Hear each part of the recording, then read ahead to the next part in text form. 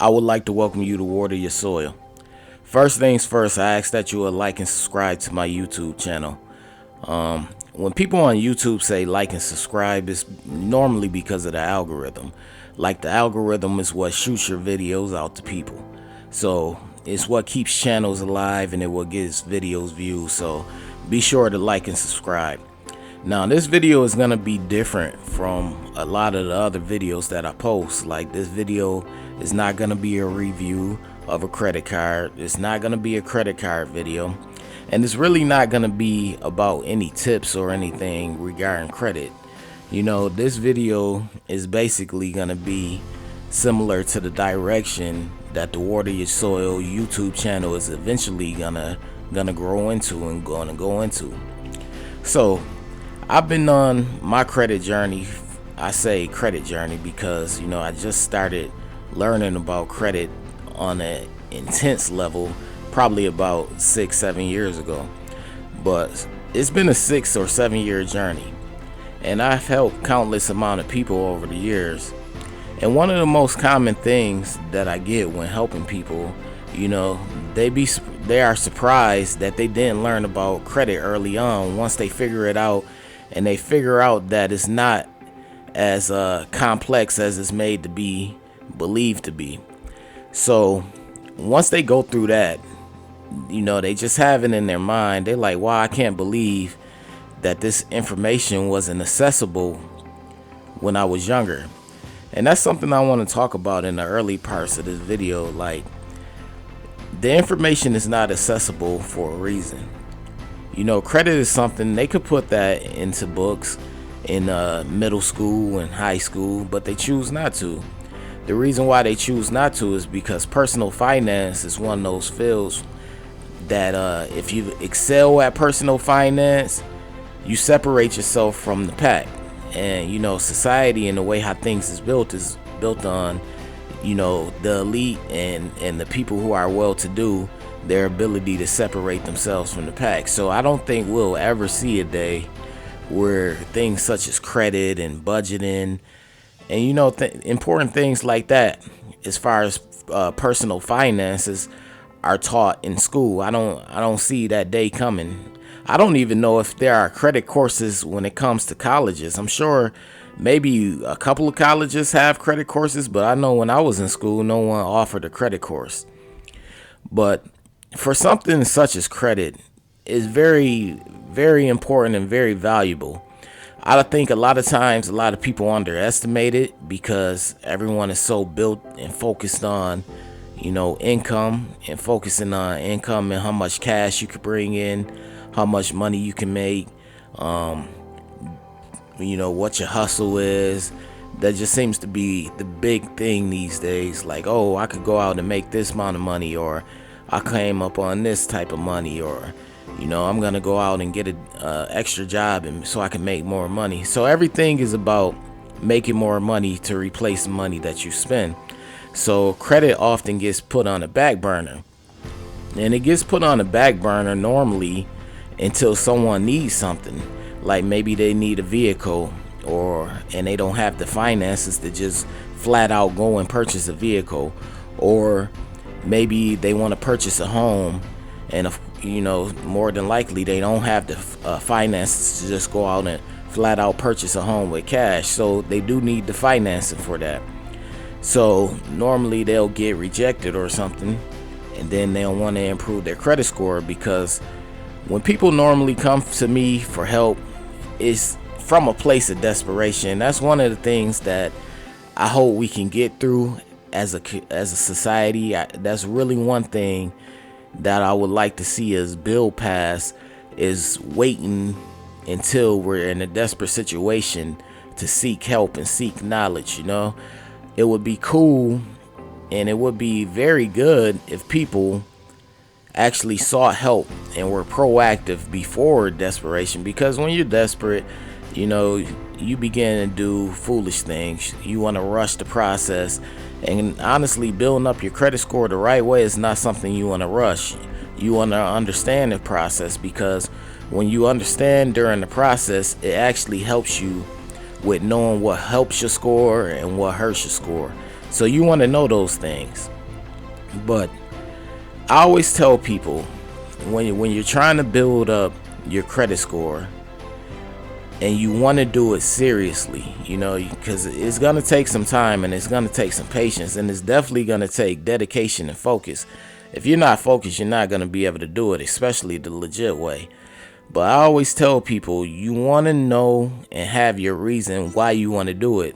And your reason has to be firm. It could be family. You want to have a better outcome for your family. Maybe you want a house that you want to be able to purchase and pay off one day and eventually pass down to your kids or your grandkids, Maybe that's the case. Or maybe you want to have it for a business. You want to build up your personal credit. That way you'll be able to get business credit and, you'll be able to build a business. There are a lot of things and a lot of reasons. There's no right or wrong reason as to why you want to improve your credit. But your reason has to be solid. It has to be a solid reason. And the reason why I say your reason has to be solid, because if your reason is not solid, you're just going to quit on your credit journey. I've come across a lot of people who would start, they would start the credit journey and they'll be paying their bills on time. They'll be doing everything that I suggest that they do. However, they'll stop because they get discouraged. And it's during those times when you get discouraged is when you need to tap into your why and why you want it. Why do you want to improve your credit? You have to go back to the beginning stage, and the beginning stage is your why, your reasoning for why you want to improve your credit, why you want the good credit score, why you want the excellent credit. And honestly, I can't tell you the reason why you want good credit. A lot of times, especially on social media and YouTube, a lot of people, they try to show people things as to why they should have good credit. They'll show them the credit cards, they'll show them the vacation pictures, or they'll post like some designer bags or designer shoes, or they'll post a nice house or a nice vehicle, and they'll be like, hey, this is why you should have good credit. However, everyone's reasoning for wanting to improve their credit score is different. Some people, their reasoning could be something just as, simple as a job.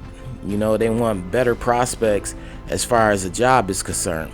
So you really can't try to steer someone in a certain direction as to why they want to improve their credit score. I just let people choose their own reasoning. I don't try to impose and try to force them to come up with a reason that matches my reasoning. Your reason doesn't have to match my reason. My reason was I wanted better for myself. I wanted better for my future. I wanted, respect when I go to a dealership or I go to apply for a home or whatever situation. And I have a business, so I also wanted, better business credit. And we know personal credit is like the foundation of business credit. You have to have some decent personal credit first in order to even build business credit. So my case is a little different. My why and my reasoning was a little different, but it was strong enough to make me get it together and make me constantly just go at it and improve my credit score and just work through the difficulty and the frustration that it was at times. Because like I stated in previous videos, there was a time early on in my credit journey where my score was a 660 for 9 months. After the first couple of months, I'm like, okay, a 660, this is what it's gonna be. I really wasn't discouraged, but I was wondering, I was curious as to why the score wasn't improving, because I'm like, a 660, I've been doing what I'm supposed to do. Why isn't it improving? Now just think, you're on a credit journey and you're expecting your score to, consistently increase because you're doing what you're supposed to do. But 3 months, nothing, 660. 5 months, nothing, 660. 6 months, nothing, 660. So around that 5-6 month time, I'm getting discouraged, I'm getting frustrated, I'm getting annoyed, and I'm doing research. I'm doing more research, like, searching why a credit score would stay the same for that many months. Because, some people, they were saying that is, some people were saying it's very unusual for a credit score to stay just frozen like that, especially when you're doing the things you're supposed to do. But I was frustrated, no lie. It was very frustrating. And by the seventh month, I had to ask myself, is this something that I wanted to continue on with? And that's when I had to dig inside and go back to my why. I had to go back to the reason why I began the journey. And that reasoning was enough to fuel me to continue and keep going, even though my score was still at a 660 for 7 straight months. I was doing everything right. I was paying everything on time. I was handling my accounts the right way. I wasn't doing anything to hurt myself or to hurt my credit report or credit score. However, the score was just stuck. And, I had to dig deep and find that why and go back to that why. So 8 months rolled around, same thing. 9 months rolled around, same thing.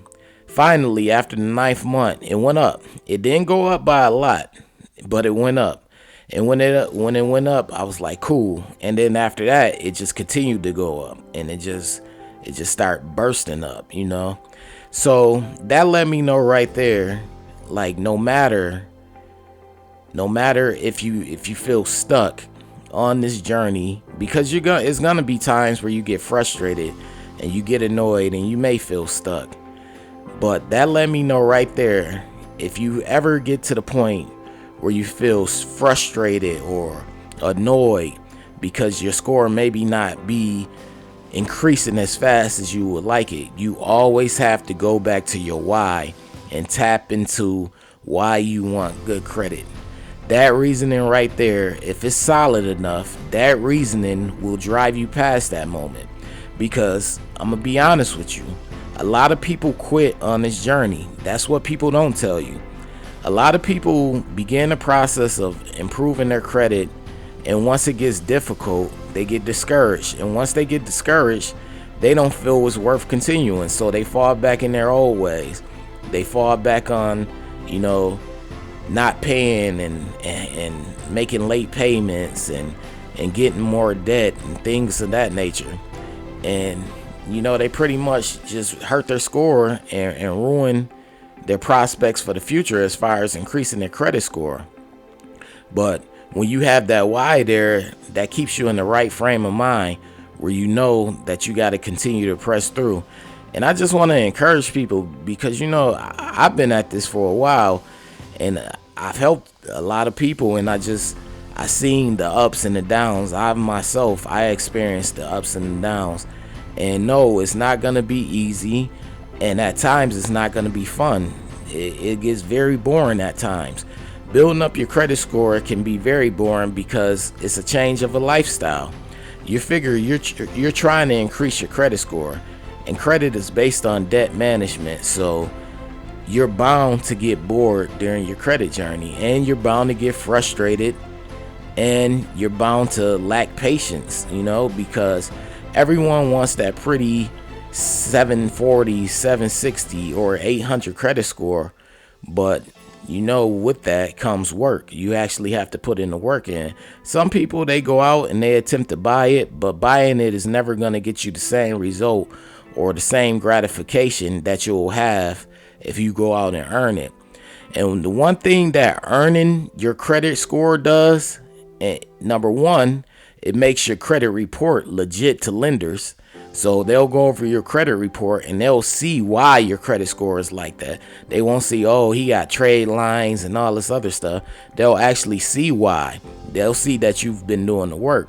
And number two, you'll know what makes your score go up and down, what hurts your score and what helps your score. And nothing is more important than that right there, because whenever you hit a bump in the road, you'll know that you can always build up your credit score, because you'll already be equipped with the knowledge of what helps your score and what hurts your score. So the main thing you want to focus on before beginning your credit journey, or in the beginning stages of your credit journey, is finding your why, your reason why you want to improve your credit score and have good or excellent credit. Hey, there's no right or wrong reason either. That's the cool part. It could be a house, it could be a car, it could be for your kids, it could be for school, it could be for whatever reason you have, but long as it's solid and strong enough for you to help you with being committed to the full process, then that's what you roll with.